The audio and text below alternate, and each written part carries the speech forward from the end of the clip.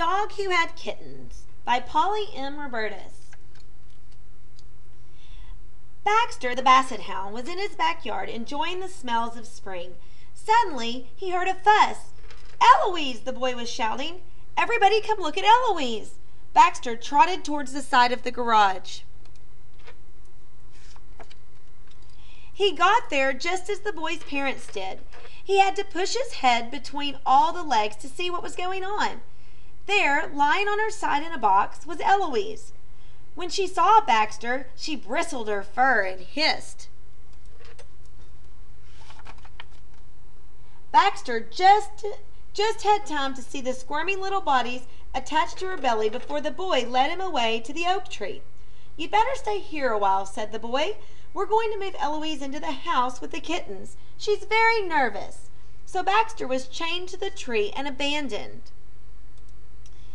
"Kittens," he thought, "just what I need. More cats around this place. More attention for Eloise, less attention for me." He lifted his head and howled. Hours went by, and no one even looked at him. It was almost dinner time when, to his surprise, Eloise herself came towards him from the house. "Congratulations," he said sincerely as he could. Eloise was licking a paw. "Marvelous, aren't they?" she purred. "How many?" "7. 3 of them look like me. Gorgeous." Baxter slumped down in the grass. 7 kittens? This was worse than he'd imagined. "That's nice," he said miserably. "How long am I going to be an outcast then?" "It wasn't my idea to chain you up to a tree. All the same, I'd appreciate it if you'd stay away for a while. You are a dog, and the kittens and I are cats. I know you are a very good fellow, but I must warn you, don't come near my kittens." And she stalked off towards the house. Finally, the boy fed Baxter and scratched and hugged him. But the ball didn't come out, and Baxter wasn't invited for a walk. Worst of all, Baxter had to go to bed in the garage. It went on like this for 3 days. Baxter was allowed in the house, but not in the laundry room where the kittens lay in a large box.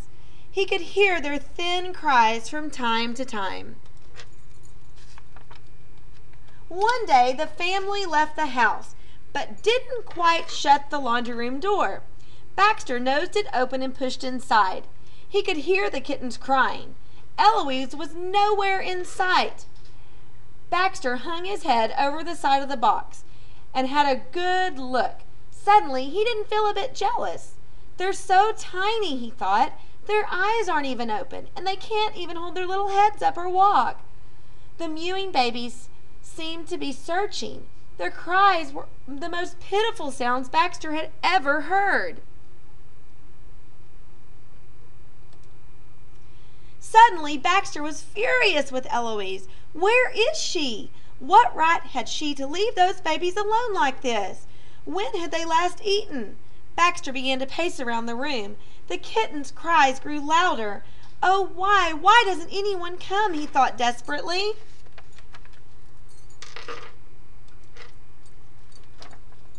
Finally, he went back to the box. The kittens were in a ball in one corner. Delicately, Baxter stepped into the box. He lay down carefully, taking most of the extra space. The kittens sensed his warmth and began to pull themselves towards him, crying louder than ever. Blindly, he stumbled and tumbled over each other until they were between his front paws. Little muzzles scouted his fur. Little mouths sucked at his legs and neck. Little paws with needles massaged him. Baxter was afraid to move for fear of crushing one of them. He held still for a long time. At last, the kittens fell asleep. He sniffed and poked them gently with his big nose. All at once, he felt happier than he'd ever felt before. "I did it," he thought. "I helped them. They feel safe now. This is wonderful." Suddenly, there was Eloise, with eyes like embers. Eloise gave him a hard look, leaped into the box, and began at once to sniff and push the kittens.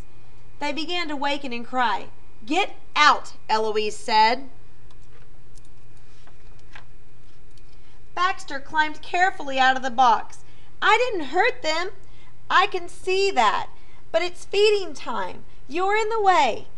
Past feeding time, Baxter said, remembering his anger. Poor little mites, crying and crying.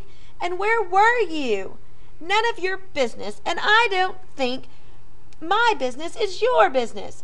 I know the kitten business. Kittens are always hungry, they think. I have to get away from time to time. Baxter looked at Eloise. The kittens were suckling. A pretty sight, he said humbly.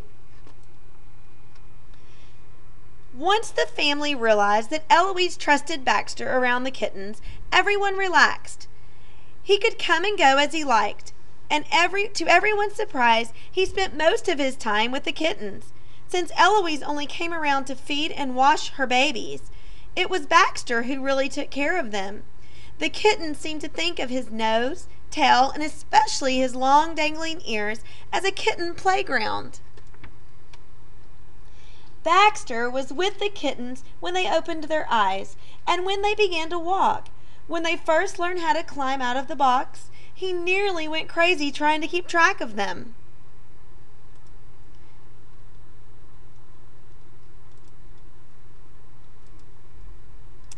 He'd forgotten about his old life until one day, when the kittens were several weeks old, the boy came downstairs whistling and tossing a ball. "Come on, Baxter, let's go to the field," he called. Baxter, suddenly remembering old times, ran outside and trotted happily alongside the bicycle. He played fetch and then went into the woods nearby. Baxter dug up an old rotting catcher's mitt, and to his joy, the boy let him keep it. When Baxter got home, he lay down and gave his mitt a good chew. Out of the corner of his eye, he saw Eloise vanishing through her cat door. Suddenly, he remembered the kittens. Baxter raced to the house, nosed open the door, and skidded across the kitchen linoleum into the laundry room. The box was empty. Sniffing, Baxter searched for the kittens, but he couldn't find a single one. Neither could he hear them. Oh, where could they be? He sat down and howled.